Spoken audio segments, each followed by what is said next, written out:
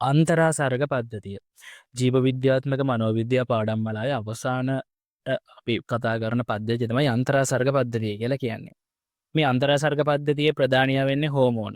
හෝමෝනයක් කියලා කියන්නේ අපි සාමාන්‍යයෙන් කායික සහ මානසික ක්‍රියා මෙහෙවීම සඳහා පාලනය කිරීම සඳහා නිකුත් කරන රසායනික සංඥා තමයි අපි හෝමෝන කියලා කියන්නේ. හරිද? එතකොට මේ අන්තරාසර්ග පද්ධතියට සාමාන්‍යයෙන් පිටියුටරිය, අධිවෘක්ක, තයිරොයිඩ් ග්‍රන්ථිය, එතකොට පයිනල් ග්‍රන්ථිය නැත්නම් පීනියල් ග්‍රන්ථිය. මේකට පයිනල් කියලාත් කියනවා, පීනියල් කියලාත් කියනවා. ඒ ග්‍රන්ථිය. එතකොට වෘෂණ, ඩිම්බ, අග්න්‍යාශය වගේ කොටස් අයිති වෙනවා. එතකොට ප්‍රධාන වශයෙන් පිටියුටරිය ගත්තොත් එහෙම මේක මිලිග්‍රෑම් 500ක් විතර බරකින් යුක්තයි. ඒ වගේම මේක තියෙන්නේ හයිපොතැලමසට පහතින්.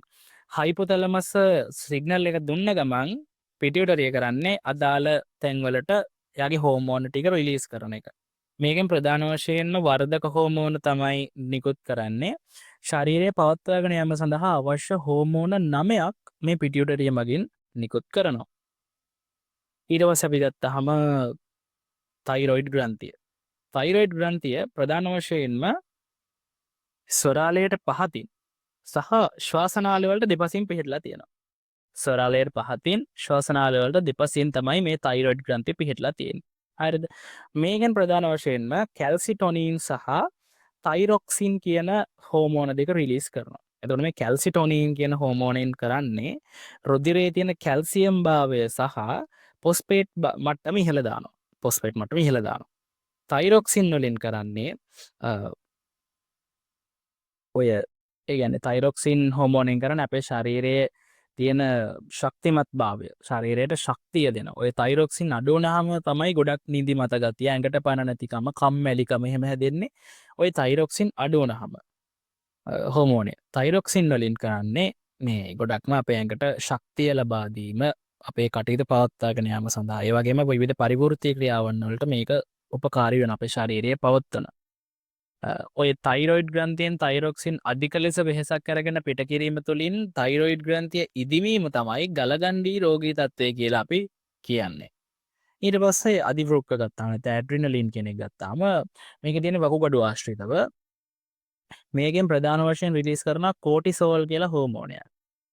මේ කෝටිසෝල් වලට ස්ට්‍රෙස් හෝමෝනය කියලාත් කියනවා, නැත්නම් ආතති හෝමෝනය කියලාත් කියනවා. මේක රුධිරයේ පවතින සීනි මට්ටම ඉහළ දාන්න, මේ ෂුගර් ලෙවල් එක අප් කරන්න තමයි බලාගෙන ඉන්නේ. ඒකයි ඔය දියවැඩියාව තියෙන කටට ස්ට්‍රෙස් වෙන්න එපා කියන්නේ. අපි ස්ට්‍රෙස් වුණ ගමන් මේක නිකුත් කරනවා පට ගාලා.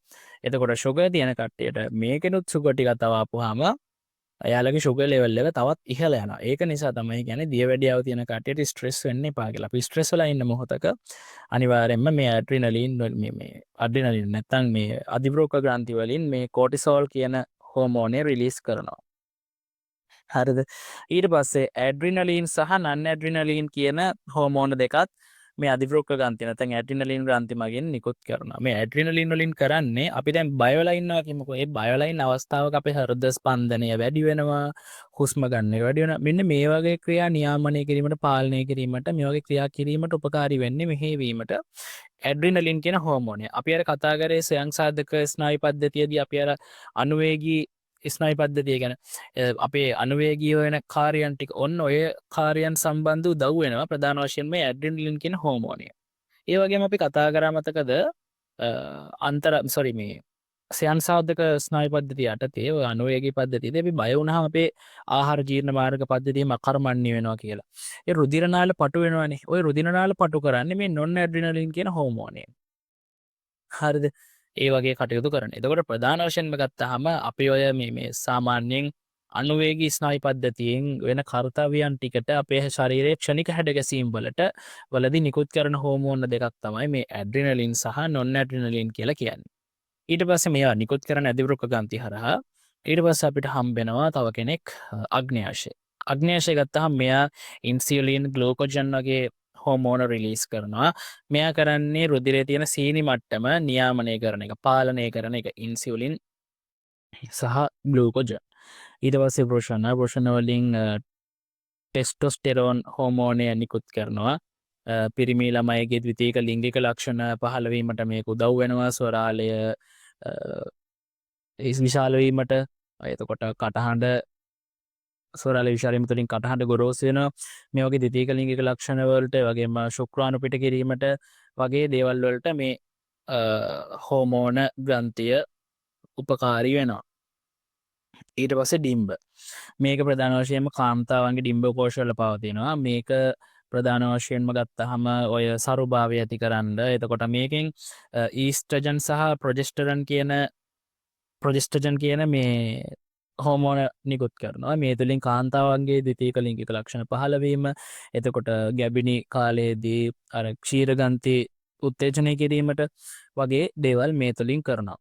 අන්තරසර්ග පද්ධතිය කොටසේ ඔච්චරයි තියෙන්නේ. එතකොට සම්පූර්ණයෙන්ම ජීව විද්‍යාත්මක මනෝවිද්‍යාව කොටස මෙතනින් නිමා වෙනවා.